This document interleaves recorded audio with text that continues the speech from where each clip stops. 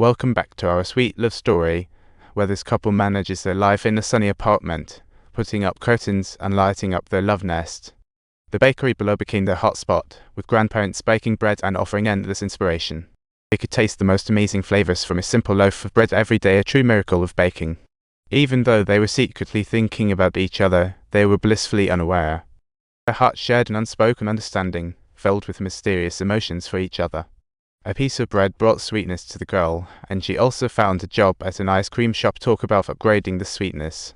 The boy worked hard on his illustrations at home, and even though the money wasn't much, the wonderful future began to sprout in their hearts as Christmas approached. They burst into laughter because their surprise gifts matched perfectly, again a true example of a soulmate couple. The stray cat they found down the street was named Baron, making it the third resident in their cozy nest. As the saying goes, time flies, and before they knew it, they had entered their second year of love. This year, they introduced each other to their families, while parental blessings often felt a bit hesitant and life's pressures began to loom. The boy's illustration fee fell from 1,000 yen/3 to 1,000 yen/2. He then sought a job in an unpredictable workplace. Although illustration was his dream, he decided to try working first. Job hunting became the most important phase of their second year of love. With confidence, he waved goodbye to the girl and rushed into the workplace, but this year saw the release of another film by the second Miyazaki, yet he had no time to hit the cinema. He was overwhelmed with interviews, needing to punch out resumes all night, and before he knew it, the girl landed her dream accounting job by year-end. The boy suddenly became the laggard of their new phase, while the girl had to join some social activities definitely not her strong suit. Luckily, the determined boy soon found a job, even if it was a busy logistics industry. They still cheered each other on for their new life.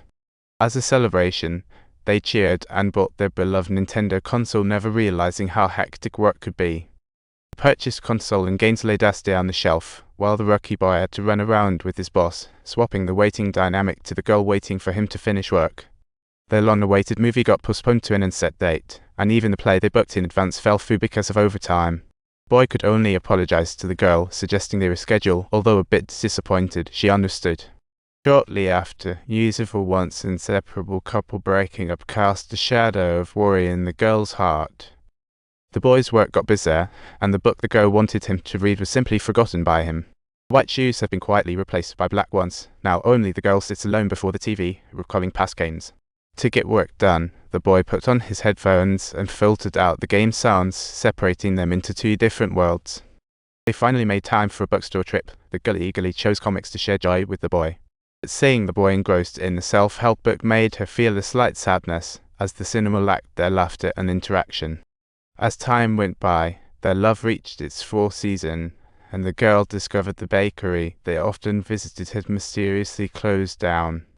Feeling a bit down, she messaged the boy, but he was too busy and hastily replied, "Just go to another bakery." That day, the boy realized he hadn't kept up with the manga series, even overlooking that the girl had already quit her job. They were planning a career change together, but he discovered that advertisements for event companies concealed information about movies he loved. Though he found she'd take a pay cut, he knew work worries didn't matter in sharing a good life. The boy asked in surprise for that accounting job. How could you go through so much trouble for qualifications and then give up so easily? The girl explained with a smile that she wanted to pursue her interests but felt uncertain about noisy industries, and thus she was lost in thought. They tried to persuade each other but found themselves at odds. The girl didn't want to live a life just for the paycheck. The opportunity was right there, and even though the pay was less, she didn't want to let it go, leading to a fierce argument. "I don't want to do what I don't love." "Then let's get married, and I'll work hard to earn money." "Let's just stay home, skip work or chores, doing what we love." It sounds pretty great, right? Are you proposing now? I feel like you've changed and aren't the same as before. In this transition from student to professional, differences and frictions became a new chapter, an authentic promise to both. In the end, the girl stubbornly joined a brand new event planning company, and the vibrant and exciting work was truly thrilling. The new job filled her with energy, and being surrounded by young people made her feel a long-lost zest for life. Soon after, the boy's close friend passed away unexpectedly, and she hurried to pay her respects, sorrow filling her heart. The loss left her feeling lonely, and she yearned to talk to the boy about it, but words evaded her. Back home, she rushed to say hi before heading to rest, leaving her with an unprecedented disappointment. The next day, sensing his distress, she tried to talk, but he left silently. For the girl, the death of someone she was close to felt distant, and yet she felt a pang of guilt in her heart.